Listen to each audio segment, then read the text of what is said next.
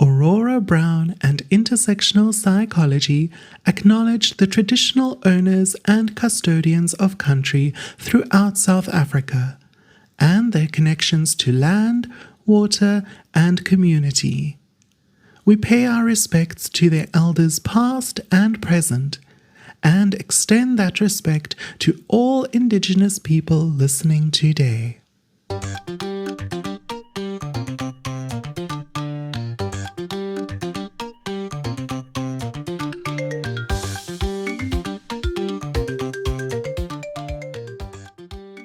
God told me to colonize you. The U.S. Christian Right's new war on Africa.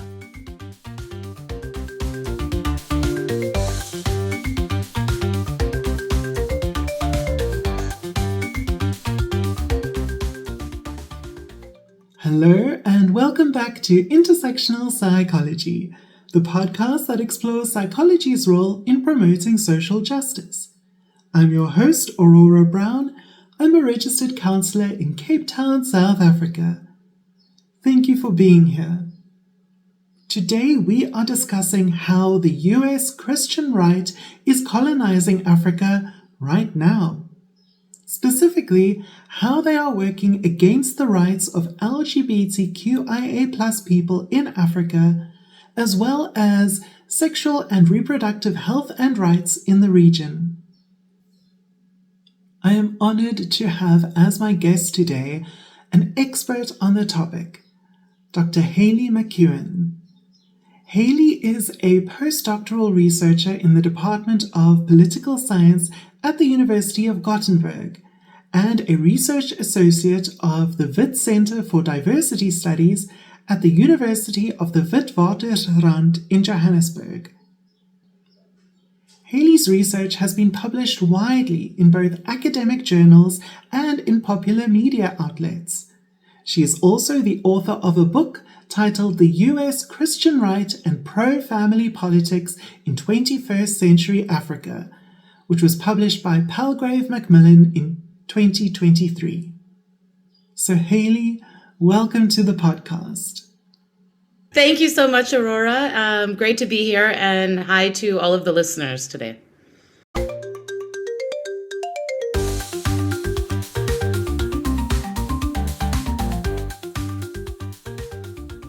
About the work of Dr. Haley McEwen.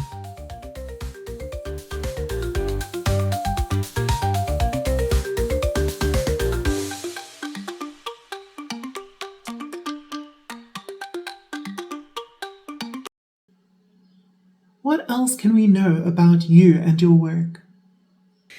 Well, I think you've pretty much captured it all in your introduction. Thank you so much for the warm welcome. I think the only other thing I would like to say is that, in addition to doing academic research, looking at the U.S. Christian right efforts to influence politics of gender and sexuality in African context, is that, I regularly engage with civil society organizations, international NGOs, even government departments in South Africa and elsewhere, where they are really trying to counter anti-rights and anti-gender mobilizations and continue to promote LGBTIQ+ human rights, as well as sexual and reproductive health and rights and sexuality education. So I really, as a decolonial scholar as well, I find it really important,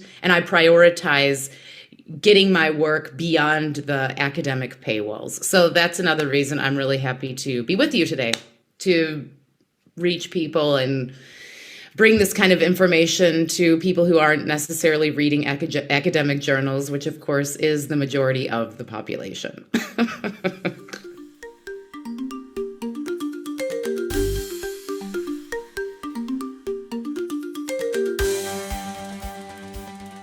Exporting Eden, God, Guns and Glossy Pamphlets in Africa.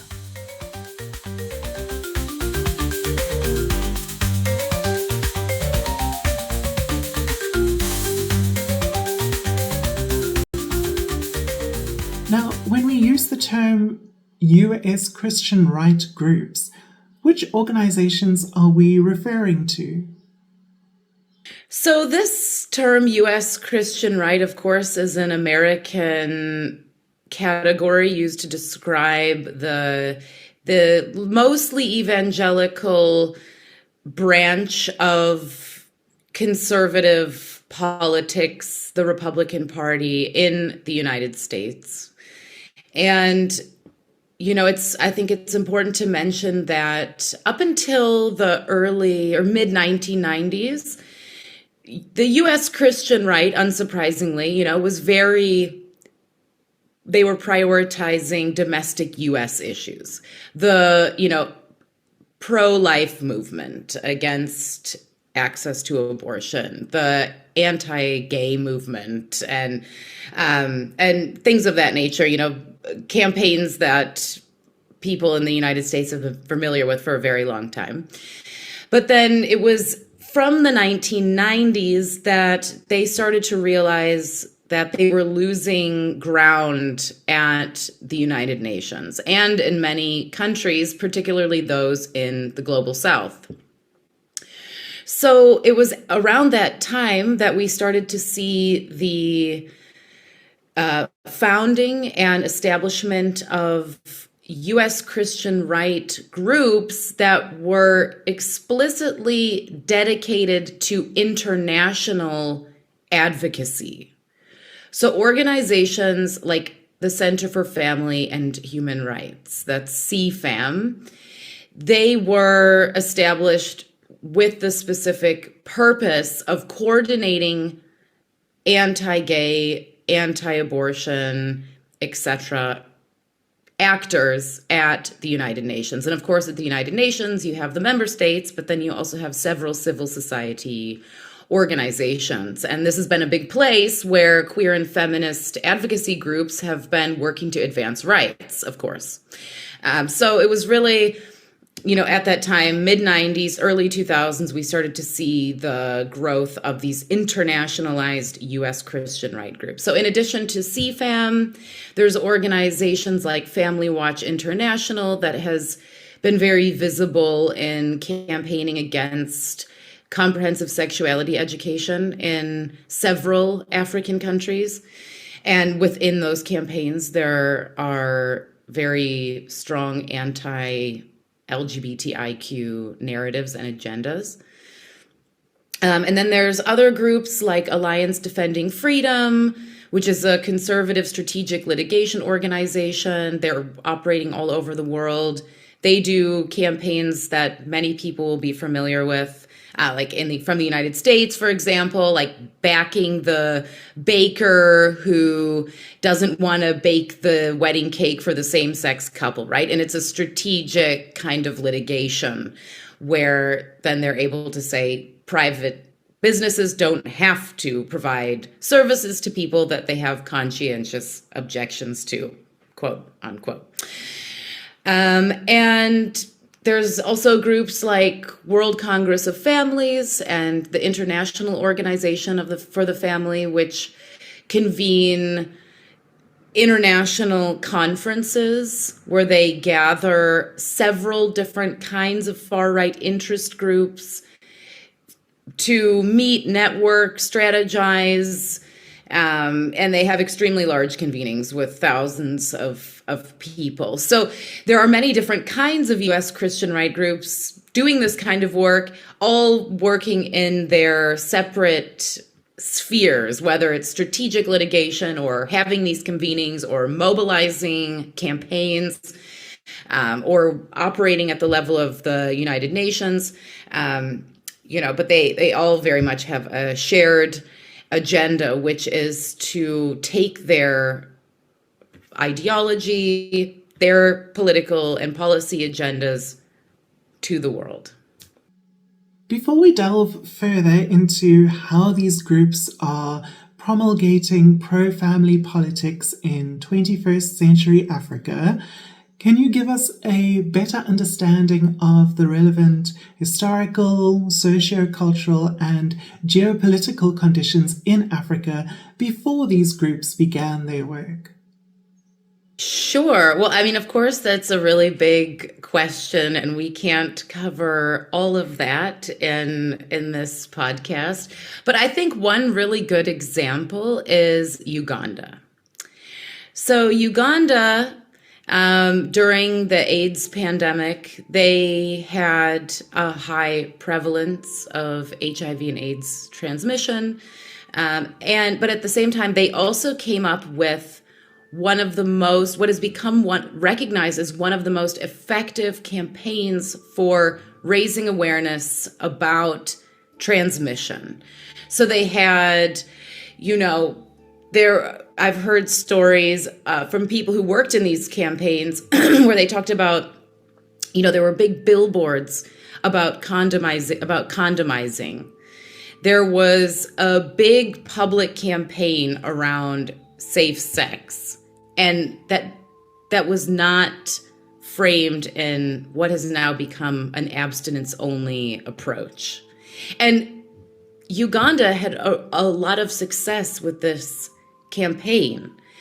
But also, as research shows, my research and research conducted by people like Kapia Kauma, who is a Zambian researcher and theologian who's currently based in the United States, and that journalist Jeff Sharlet, who wrote The Family, which was turned into a Netflix series.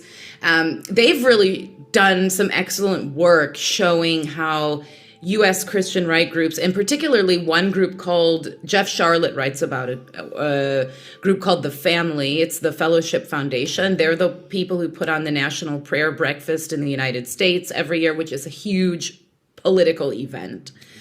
They became very involved in Uganda and really saw Uganda as a strategic foothold in the region. Also, there were other far-right groups that Kapia Kauma writes about who started to, host conferences there, saying and telling people that Western countries were trying to promote LGBTIQ plus rights in Uganda, and that this was a kind of nefarious agenda by Western progressives, and that they needed to, defend themselves and defend their cultures from these kinds of influences. And that narrative, of course, has only gained steam over time. But we can see a really dramatic shift in Uganda around how HIV and AIDS prevention and education and awareness was conducted from, before this heavy U.S. Christian right influence to after, which has really shifted to abstinence-based and, criminalization, laws that criminalize people, in this really horrific anti-homosexuality bill. So shifting to also a punitive approach, but yeah, and I think, like in many parts of the world, not only in African countries, but I've also read, in Southeast Asia, for example, or in the United States, in North America, or different parts of Europe, where prior to U.S. Christian right coordinated efforts to create moral panic about LGBTIQ plus rights and sexuality education and reproductive health and rights, you see a big spectrum of opinions. Of course, prejudice exists. Of course, discrimination has been there, but it hasn't had the intensity and shared discourses and rhetoric that we see now, right? And prior to U.S. Christian right influence, initiatives like sensitization workshops or community dialogues, would be effective in just raising awareness and busting stigma, busting prejudice, showing people that reproductive rights is nothing to be afraid of, or queer communities are nothing to be afraid of. But of course, the U.S. Christian right influence has really worked to incite a lot of fear for, and they weaponize children, for example, saying that queer people and LGBTI rights will endanger children. And that, of course, has a completely different impact on people's perceptions. Also, this idea that LGBTIQ rights are going to imperil the country's national sovereignty, and that it's a geopolitical threat, elevates the kind of sense of threat, right, that wasn't previously there. One of the arguments that makes my blood boil the most is this co-opting of decolonial language to position LGBTQIA plus rights as a neo-imperialist imposition that threatens the sovereignty of global South nations, which you mentioned. I can't take the irony of a movement like this US Christian right movement that is literally driven by conservative global North actors claiming to be anti-colonial. I mean, their pro-family agenda is the epitome of colonialism. It flames on the side of my face.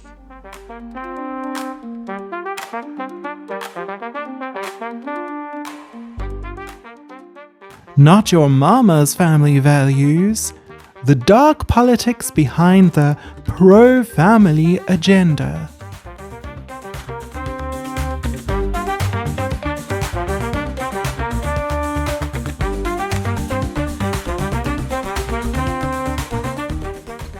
Now, these ultra-conservative US Christian right groups use the term pro-family to describe the ideology they campaign for. This label, pro-family, sounds quite innocuous. I mean, who would call themselves anti-family, right? It's something we can all get on board with, whether we're talking about biological family or chosen family. But what exactly does pro-family mean to these US Christian right groups? Great, thanks for that question. When they are talking about pro-family, of course, we know that they're really only talking about one kind of family, which is the heterosexual nuclear family involving one cis man, one cis woman who are married and have biological children within a bounded household unit.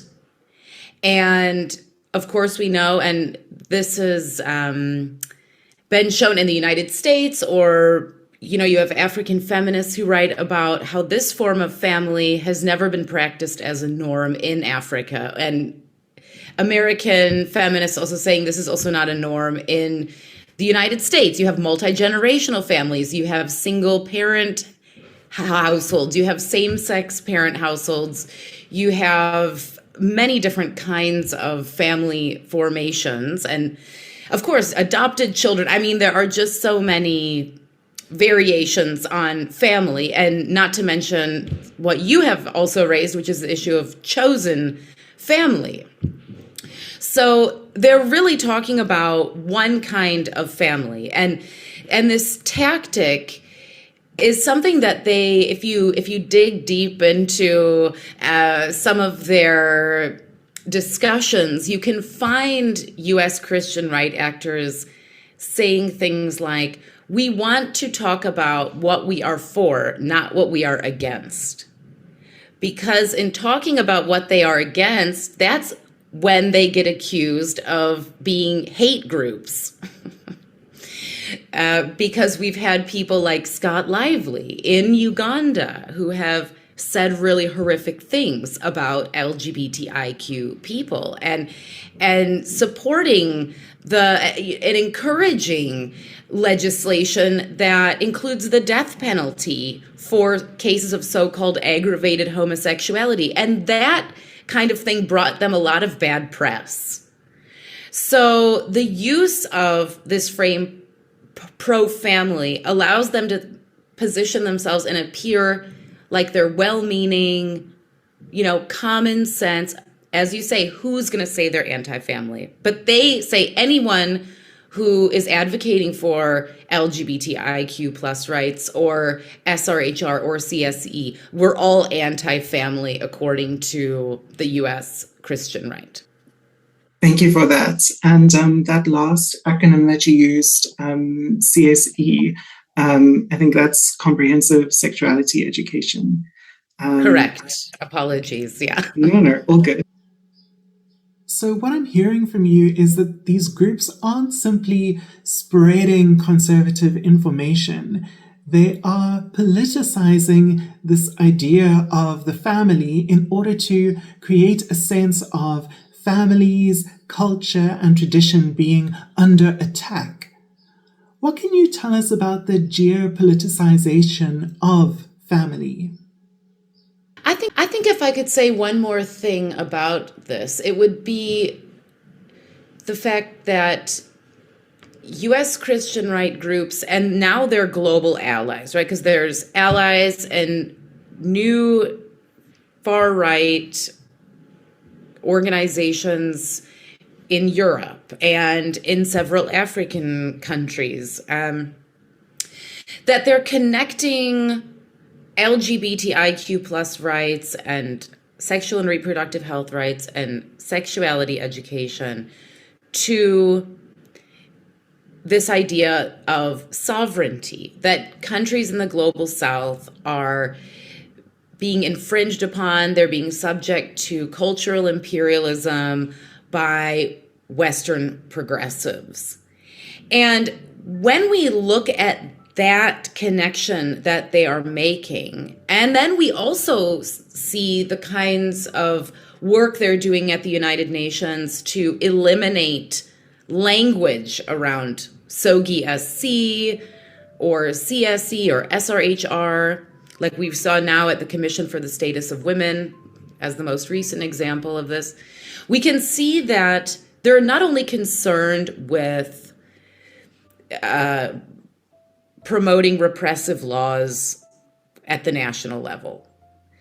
We can see that they are challenging the entire liberal international order. And we can see that most clearly in their attacks on the multilateral human rights system, which they target, but they are also co-opting. So we see them co-opting the language of human rights by, for example, saying that this idea of fetal personhood, that an unborn child has human rights that are equal to that of the parent who's carrying them. So, of course, that enables them to say that abortion should not be allowed, and it should be criminalized. It shouldn't be allowed. So we can really see they're challenging the infrastructure and the liberal international order. And I don't stand here waving the flag for liberalism, saying it is the best system. It has many problems. And many of its problems are what have got us here in the first place, to this kind of situation. But, I think we also need to think, what kind of future do we want to have? Do we want to have a future where we at least aspire to a world where equality is valued, where it is it's a value that we have, where we aspire for all human rights to be respected? Or do we aspire to a world where inequality is the norm, where inequality is something that is seen as good and necessary for societies, like gender inequality and inequality between heterosexuals and queer communities. And finally, the kinds of alignments we can see that are emerging between who is voting against inclusive language around SOGI-SC, for example, at the United Nations. We see several conservative governments voting together against that kind of inclusive language. And those alignments also really challenge the historical alignments we've had for the past 50 years between countries that want to have human rights and that have said that they value and they want to uphold human rights. Thank you, Haley. That was such an inspiring answer or speech.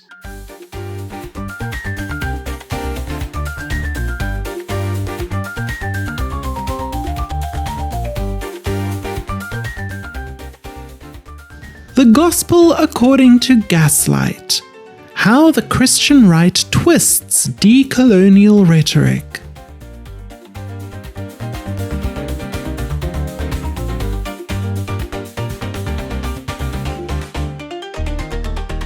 As you've mentioned, US Christian right groups were instrumental in African legislation, like Uganda's 2009 anti-homosexuality bill, which became widely known as the Kill the Gays Bill due to the extreme penalties it put forward, including life imprisonment and even the death penalty.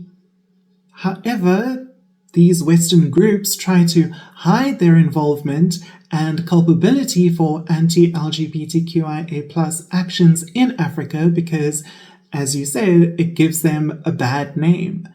So how do they try to mask their agendas?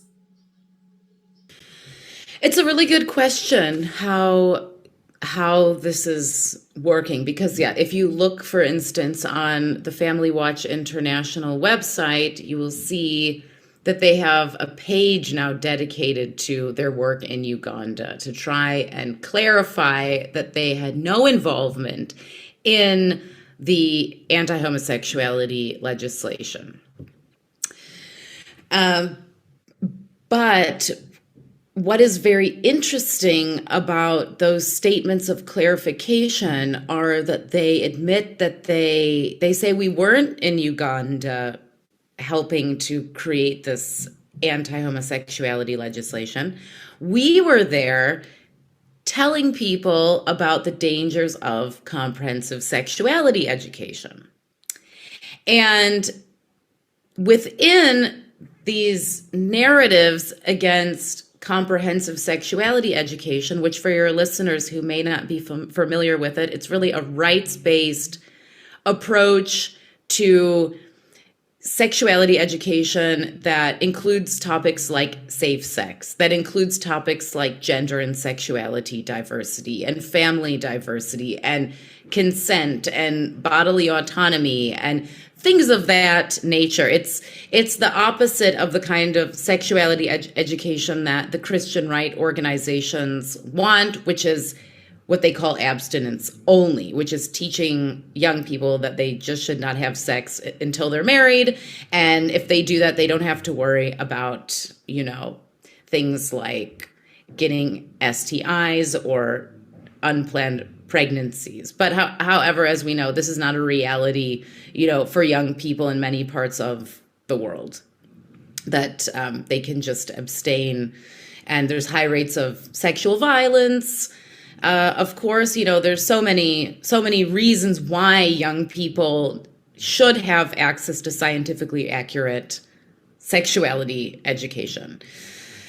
Okay, so now that we've got that established, if you look at the kinds of narratives that organizations like Family Watch International and their local African partners like Family Policy Institute have mobilized against CSE, it's really a vehicle for anti-LGBTIQ agendas. So we can see they're saying things like, there are only two genders, right? And no other genders. There's only male and female. It's biologically assigned at birth. It's a biological essentialist reality they're trying to construct.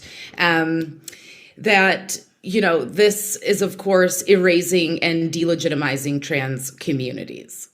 Also, there are narratives against, saying that teaching young people about gender and sexuality diversity will, quote unquote, homosexualize young people, like encourage them to become queer. So these are the kinds of narratives that they're using to create moral panic about comprehensive sexuality education. So that way, and also, of course, because CSE is school-based, it's something that is for young people, then they're able to mobilize all of this within a package of child protectionism, saying that they are trying to protect children and children are vulnerable, and that UN agencies and Western progressives are trying to sexualize, African youth. But what we hear from young people in many African countries is they want better access to better sexuality education and support and services. So this child protectionist weaponizing of children also sidelines the voices of actual children whose lives are impacted, and very much does this thing of speaking for them and trying to catalyze parent community groups, teacher communities, policymakers to turn against to completely change their opinions and they don't want to support comprehensive sexuality education and things like that. But of course, what that also does is it, like the example of the baker, I'm glad we started with that, the cake baker. I mean, once they get that precedent that LGBTIQ awareness of gender and sexuality diversity is dangerous for children, they can snowball that into it's dangerous for society, it's dangerous for economies, it's dangerous for the nation. It's dangerous for civilization is something we will frequently hear them say. So that's really one of the key ways in which they've repackaged and tried to, make their agendas appear as though they are not hate-driven, hate-motivated, religiously motivated agendas that are just about discriminating. That they're trying to present it as though it's about protecting children, nations, economies, and so forth, so on and so forth.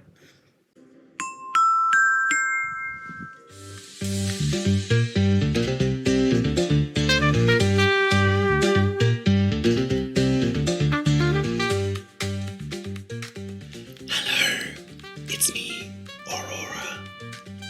Please excuse me interrupting my own podcast. I'm just here to say that I will never include third-party ads on intersectional psychology, which is great because it means that you can be sure all the mental health information and content shared here is free from corporate influence and bias. However, it also means that this podcast will only be made possible by support from you, the listener. So if you enjoy this podcast or find value in it, please consider joining my Patreon, or Matreon rather, for as little as $3 per month. Your contributions will be used to improve this podcast, to cover the production costs to research, write, record, and edit each episode, and to host our guests. In return, you'll get exclusive Matreon benefits like bonus episodes, additional guided mindfulness recordings, early access to new episodes, extended episodes and outtakes, group discussions, and more. So just go to patreon.com and search for Intersectional Psychology. Thanks, and back to Intersectional Psychology.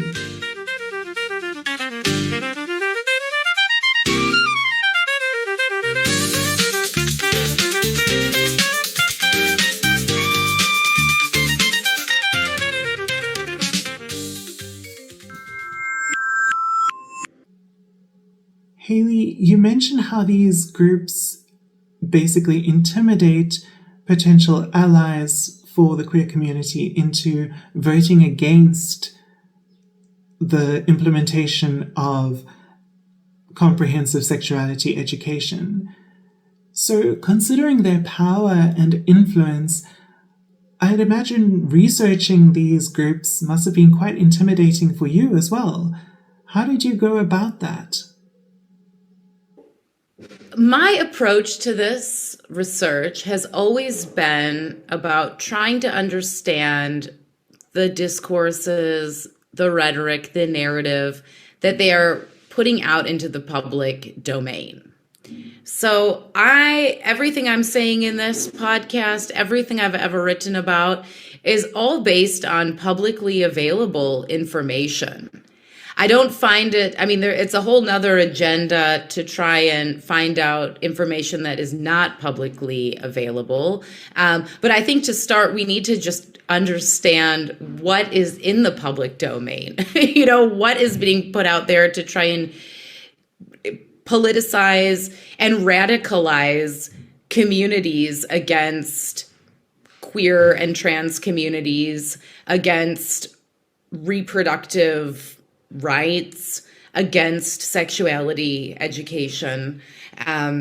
So that's really my approach to doing this kind of work. But for my PhD, I did attend one of these gatherings hosted by the World Congress of Families.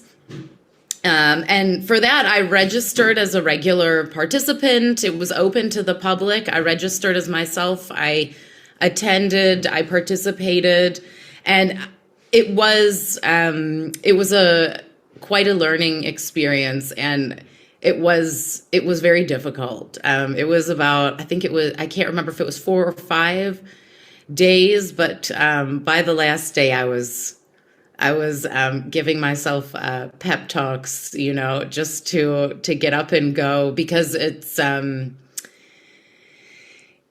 difficult, to be a person who is queer, from a queer family, part of advocacy for human rights, all of these things, and being a feminist and, a decolonial scholar makes it very difficult to sit in the space. But I think it's so important for those advocating for LGBTIQ plus rights and SRHR, etc., to encounter these arguments and understand the community, or try to understand the communities where they're coming from. What are the tactics being used? What are the strategies? Because I think it's very easy to be triggered, of course, by what we hear. And I think that has the effect of shutting us down, and we want to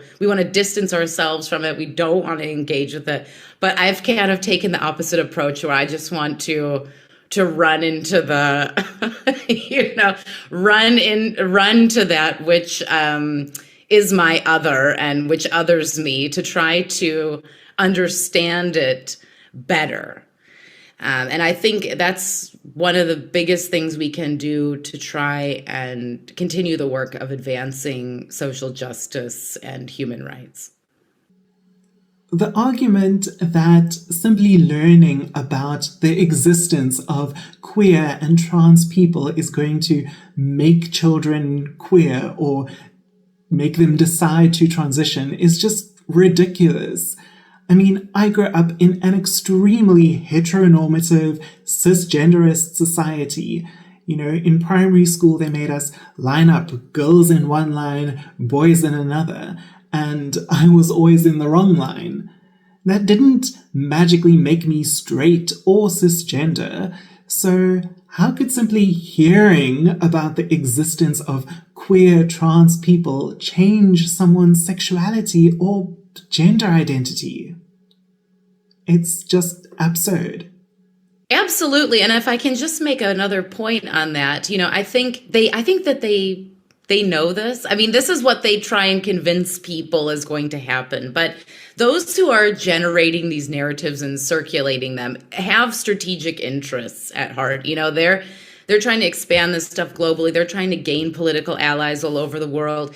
And part of what this is about, you know, is, like I previously mentioned, it's normalizing the idea of inequality. It's also trying to tell us that there is no alternative to heterosexuality and cisgender realities, right? To cisgenderism. This is what they want to say is it. There is no alternative. And also that there's only one life course that a person must take, which is, you know, go to school, you abstain, you get married, then you have sex, then you have kids, then you socialize your kids into these same systems of belief and these power structures, right? So there's a big element of this, you know, when they're saying teaching people about gender and sexuality diversity, it's going to homosexualize them, or it's going to make them question their gender identities, you know, or it's going to tell them they should transition, like it's a recruitment campaign or something. But it's really about, and this is what we can see from a decolonial perspective, is the epistemicide element, this attempt to erase these alternative possibilities to the point where they're not even thinkable. They don't want us thinking about possibilities, let alone pursuing them. Because if we cannot think of them, we cannot do them. So if they can erase a queer and trans existence in textbooks and in policy, then they believe that they can entrench and just normalize the gender binary and the gender hierarchy as the only option. And I think it's another podcast to talk about the other forms of power like capitalism that the gender binary hierarchy and nuclear family model serve, right? But we'll park that for now. From what you're saying, it doesn't sound like they really believe that they can literally eliminate all queer and trans people. They just don't want us to be acknowledged or to have a voice. So, is it just about power then? Yes. I think the simple answer is yes. And there is a lot of really wonderful decolonial queer and feminist literature that unpacks the ways in which heteronormativity, cisgender normativity, and capitalism are mutually reinforcing. They are co-constructing. It's like a system of intersecting power relations. And also part of that, not to neglect, ableism. It's also a part of this, right? So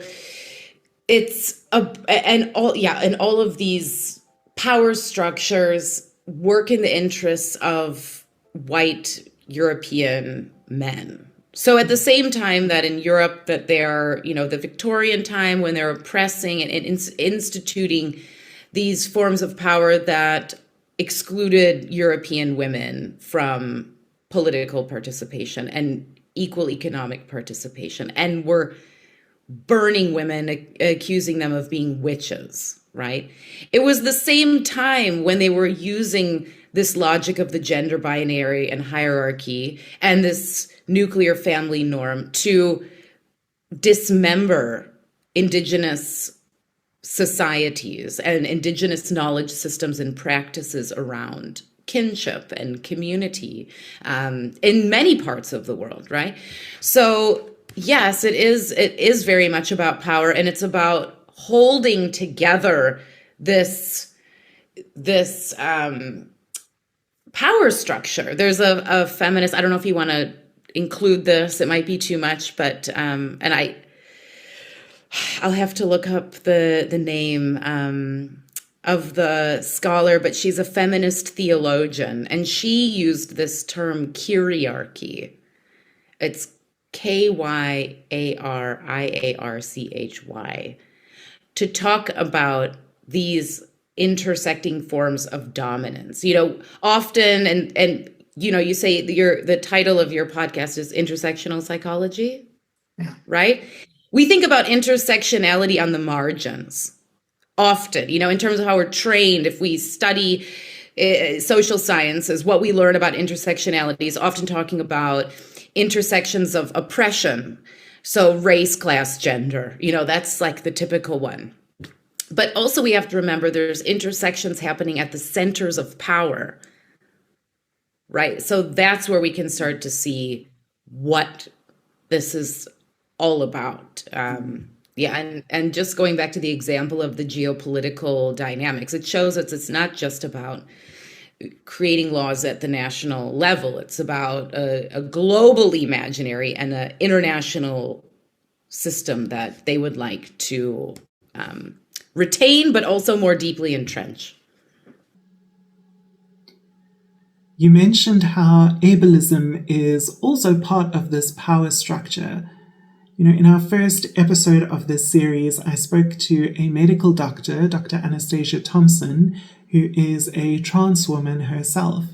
And she explained the curb cut effect as an illustration of how catering to the needs of marginalized people, like disabled folks, actually ends up benefiting society as a whole. Absolutely. What a lovely connection to make. Yeah.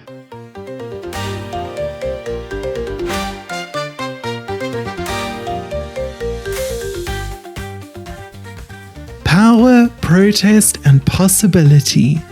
Resisting the Christian right's global agenda.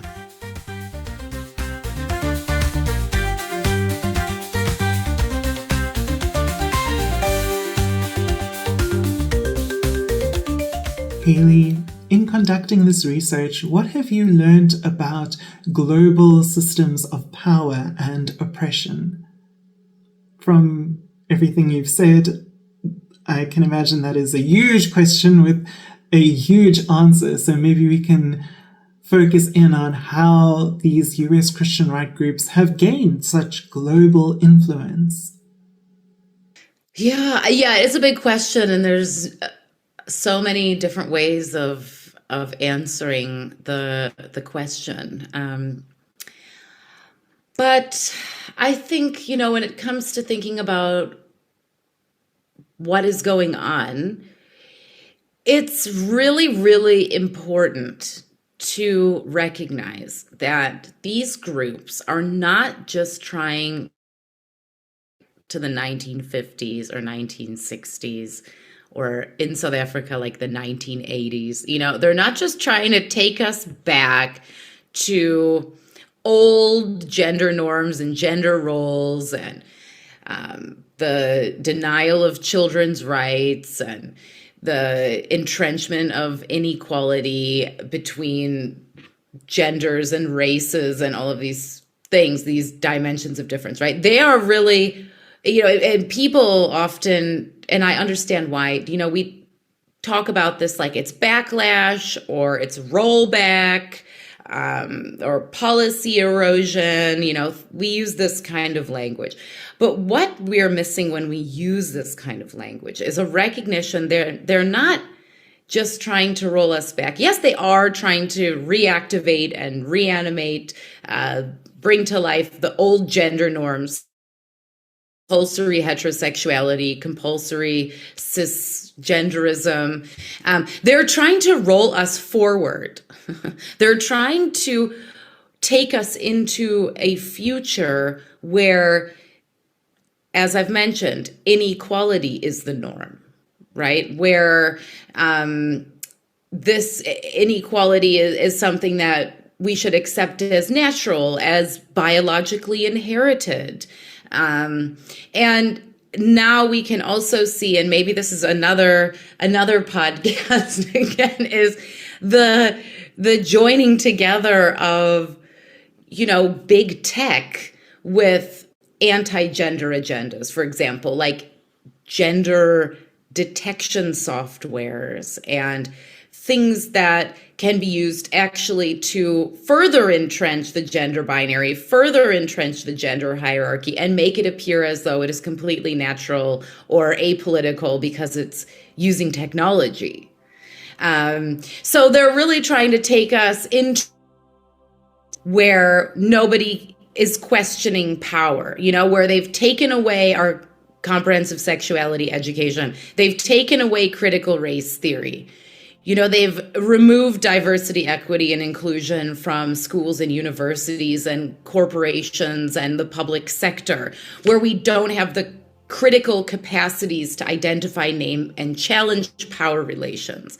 And thereby, they can be enabled to impose and maintain and reinforce these rigid hierarchies that civil rights movements and human rights movements all over the world have been fighting against and trying to dismantle for decades, and have made incredible progress in doing that. Of course, we know there is so much work to be done. We're really now seeing what power does. Power will never concede power without a struggle, in the words of Frederick Douglass, right? And I think, we need to look back at history. We need to learn from people who have been in the struggle for justice for a long time, and realize that it is an ongoing struggle. And I think at the same time, being kind to ourselves and still and being the change we want to see, in the world around us, as difficult, as hostile as it is, the kinds of political conditions that we are seeing. It's really important to try and live out the values that we would like to see in the world. I spent many years living in South Africa and learning about apartheid. And I mean, the architects of apartheid had to learn that these kinds of systems of rigid power and hierarchy and control are not sustainable, because they are built upon a mythology of racial difference, of gender difference, that you can just categorize people very neatly into different categories, and then you can rank them and assign them social status accordingly. Of course, there's perhaps no better example of how sustainable these kinds of systems are. And the tighter they try and turn the screws, the weaker the system becomes. And that, I think, is some hope that I hold out on of how we are challenging, and how the kinds of ideologies and systems that these far-right ethno-nationalist Christian right groups they're trying to entrench, that they just simply on their own cannot be sustained. How can we counter these conservative movements to improve LGBTQIA+ and sexual and reproductive health and rights in Africa? Yeah, so I think I mentioned previously, educating ourselves about them. And sometimes, if it's too triggering, to do that at a distance, like listening to the podcasts or reading the work of people who have done the research and can kind of present it in a way where it's, you can learn from it without being brought back into a space of trauma yourself. And I think trying to educate ourselves as much as we can is really important. Also, is a very, maybe it seems like an easy assignment, but maybe it's a increasingly challenging in the world, remaining joyful and not allowing these kinds of actors and these narratives to steal our joy, because, they fear our anger, but they fear our joy even more. And it's something they will never have. I've been at their conferences. They don't know what joy is. They think it's standing on a stage and singing a song or something like that, but they have no clue of what they're missing out on and what it is they're trying to shut down. And it's the joy that keeps us going and keeps us alive, and the joy of being together in communities and meeting each other and connecting, that I think is our biggest hope. And as much as they try and censor or criminalize queer communities and gender diverse trans communities, will always be there. And that is the reality. So I think we need to always be reminding ourselves of this, and doing self-care in community to remind ourselves that, of our collective power and our collective capacities. It's just incredible what we are capable of achieving. So we have to remember that. Is there anything you came to say that you didn't get to say? I actually think, you're a really brilliant podcast host. I think we've really covered a lot of ground, and I'm really happy that I was able to join you and that, I got to meet you. And I think, I honestly, I can't think of anything that I didn't get to say. I think I managed to include it all, but your expansive question and well-informed questioning really enabled me to do that. So thank you. I think I'll just say thank you for the opportunity. And Haley, where can listeners go to find out more about you and your work? They could check out my book, which came out in 2024, last year, The U.S. Christian Right and Pro-Family Politics in 21st Century Africa. You got it. Next time I see you, I'll sign it for you if we meet in person sometime. And I have a few popular articles online. I also have a short video I did a few years ago on YouTube. It's really looks at the campaign against comprehensive sexuality education that listeners could check out if they want. It's just called the Anti-Gender Movement, and it came out in 2020. It's on YouTube. But otherwise, I keep a low profile, got to keep the air of mystery. So, but I'm also on LinkedIn, not so mysterious on LinkedIn. So any of those places, listeners could connect with me, and I would be happy to meet anyone who would like to chat more. Thank you so much, Haley, for giving us your time and energy, and for all the work that you do to fight for our joy. And thank you, listener, for being here and for engaging in this topic. I'll speak to you again next week for the next episode in our series on the health of trans and gender diverse people. Look after yourself. Thank you for listening to Intersectional Psychology. Please follow or subscribe to the podcast to get every episode. If you enjoyed this episode, please rate and review Intersectional Psychology in your preferred app. It really helps other people find the podcast. This episode of Intersectional Psychology was researched, written, recorded, and edited by me, Aurora Brown. For a transcript of this episode, please see the link in the show notes on your podcast app or go to intersectionalpsychology.com. You can also check the website or the show notes for a full list of references for this episode. A video of this episode with closed captions is available on youtube.com/@intersectionalpsychology. To support this podcast and get access to bonus content, including additional episodes and interviews, as well as more guided mindfulness sessions, please go to patreon.com/intersectional psychology. You can also chat with me on Blue Sky at intersectpsych.bsky.social and Instagram, Facebook, or TikTok at Intersectional Psychology. But mostly Blue Sky.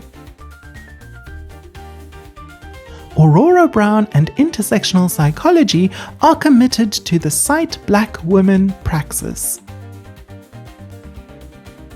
All episodes of Intersectional Psychology are for educational purposes only and are not intended to be a substitute for professional mental health advice, diagnosis, or treatment. I, Aurora Brown, am not able to answer specific questions about individual situations. Always seek the advice of your health provider with any questions you may have regarding a mental health condition. Never disregard professional medical advice or delay in seeking it because of something you have heard or seen on this podcast.